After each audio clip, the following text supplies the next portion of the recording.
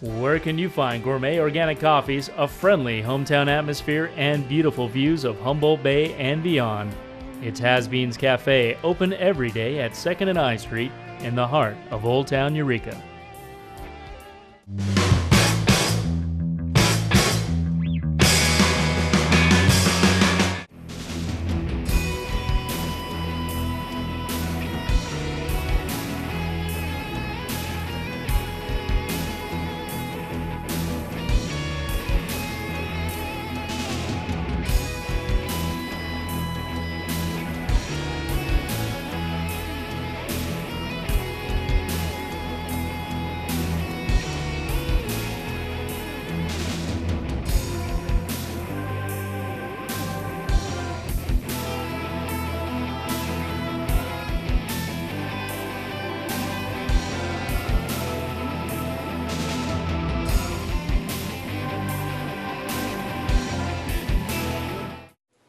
Ladies and gentlemen, thank you for tuning in. This is Charles Douglas of the Humboldt Sentinel here at the Access Humboldt Media Center in Eureka.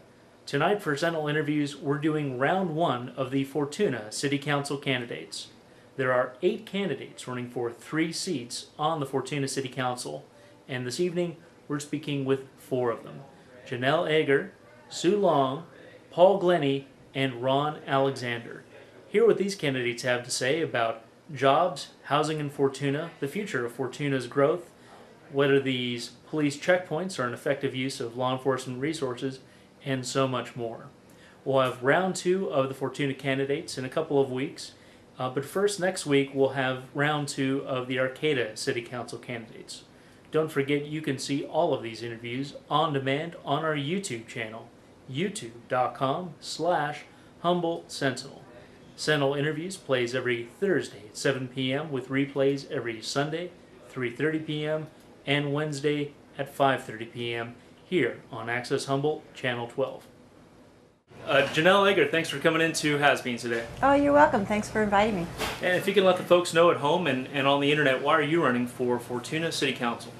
I'm running for Fortuna City Council because I like my city.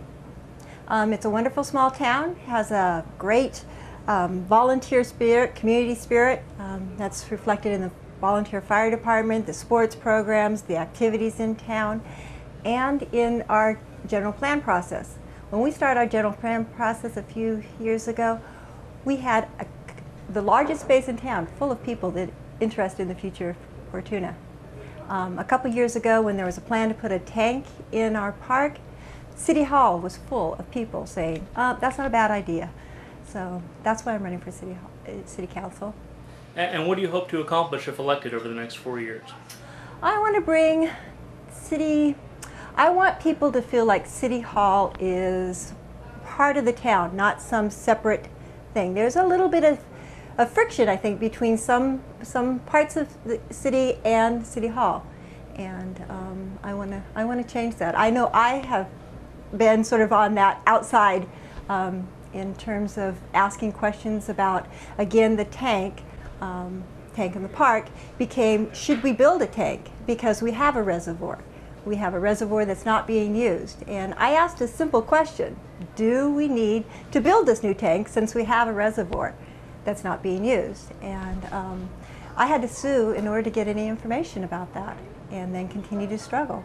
Just simply because I wanted to look at the reasons that they were given, because they didn't really seem to make sense to me. So do you think there's a problem with openness at City Hall? Do you think the city manager has too much power when compared to the public and to the City Council? Some people feel that way, and that may be what's happening. It's hard to tell from the outside, because it could be, I mean, it's perfectly reasonable to believe that it's the city manager. I'm going to have to try those. It's perfectly reasonable to believe that the city manager is simply reacting to the city council. That the city council, you know, some of these members have been there for a long time, and this, again, the tank issue has been going on for many years. They've been dealing with what to do, and for some reason, they didn't look at Vansel. They wanted to build a tank, and the tank got bigger and more expensive. And so when it's questioned, the city manager may have been protecting the city council. I don't know. There's that dynamic that's closed a little bit and not open to the public. They don't do a lot of discussion. So it's really unclear. I do know that the city manager was very adamant that I was not going to get information, and has been a severe block to me receiving information.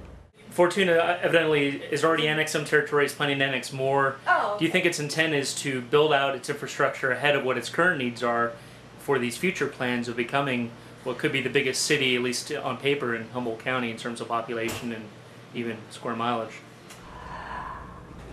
Growth was the one issue that was not mentioned as a reason for building the tank. But I did look at it.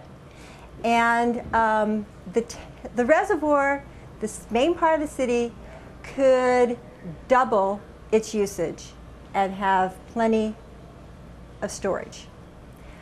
Now, in terms of growth, the reason for the new tank was to meet our current needs.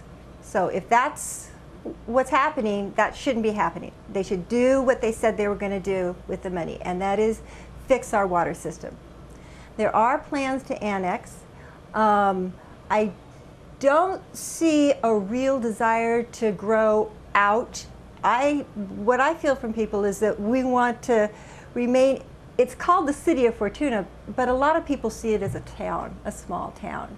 And we want to grow without losing that quality. And it's a tricky thing to do, but I think we can do it.